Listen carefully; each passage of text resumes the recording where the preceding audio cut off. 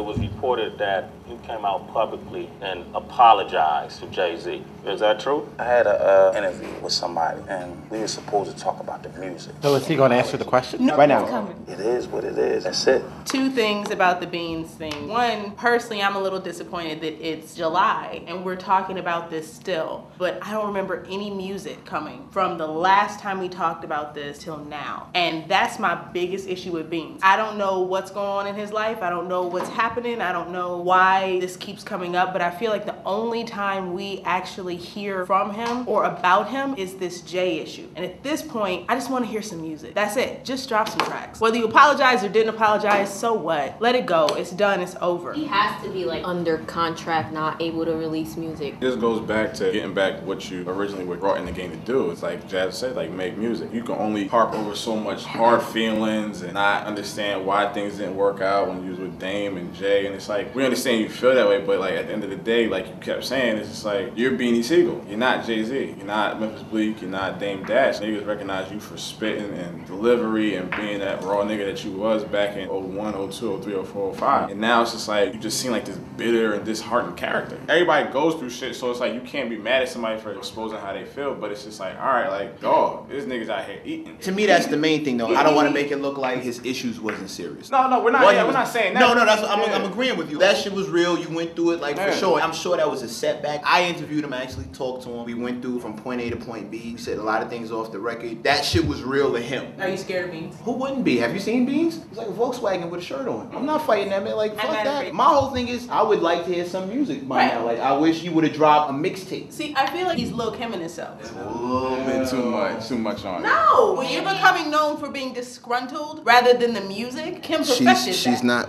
not that far off. If he chose to release a mixtape, it wouldn't be released via PayPal. It might be a Hulk share, but I think a few people would want to listen to it. They both were in the same era, talented, and it's like they're stuck in that time. They never got over it. He's the guy that was the big high school football player, and you come back 10 years later, and he's still talking about the game that cost him everything. I totally disagree. I think the man who went toe-to-toe with Jadakiss can drop some shit and turn everything back around. Nobody's saying he's gonna move Drake numbers, but as far as re-establishing himself, like on a 16, will stretch anybody. I'll clarify what I mean by no. Do I think that Beans can come out and drop some hot shit? Absolutely. Do I think that Beans can go back and be Beans at his height? No, he's a different person, so he should probably be a slightly different artist. But I think he could still come out and do well. He has to, in order for him to move on, clearly he's got to let that go. What it is right now is like you're in a different climate and you're in a different environment from what you was doing back when state property and Rockefeller was really prominent. So what you have to do now is study the people who you look up to and who you admire. Study your peers, study your competition. You really got to study what's going on. It's not street shit. It's not as mixtapey as it was back when he was coming out. It's viral. It's leaking songs. It's doing shows. Like it's really a completely different game. Anyone who wants to do something will take the time, will learn, will apply, and will conquer what they got to conquer. It's just about, does he want to? Is he going to get over this shit in a timely manner? Is he going to let those feelings go? You know, is he going to diss anybody? How does Beanie feel right now? Is he in a place to make music? We don't even know that. That's a real question. You know what could be really good? Let's paint Beans, instead of being disgruntled, let's make him look like he's a comeback figure. Let's make him look like he's the underdog trying to recapture. This is the time where if you don't feel like making music, then these cameras that are following you talking about Jay, let's see what you're doing in your real life. Let's actually turn you more into a round character instead of a disgruntled character.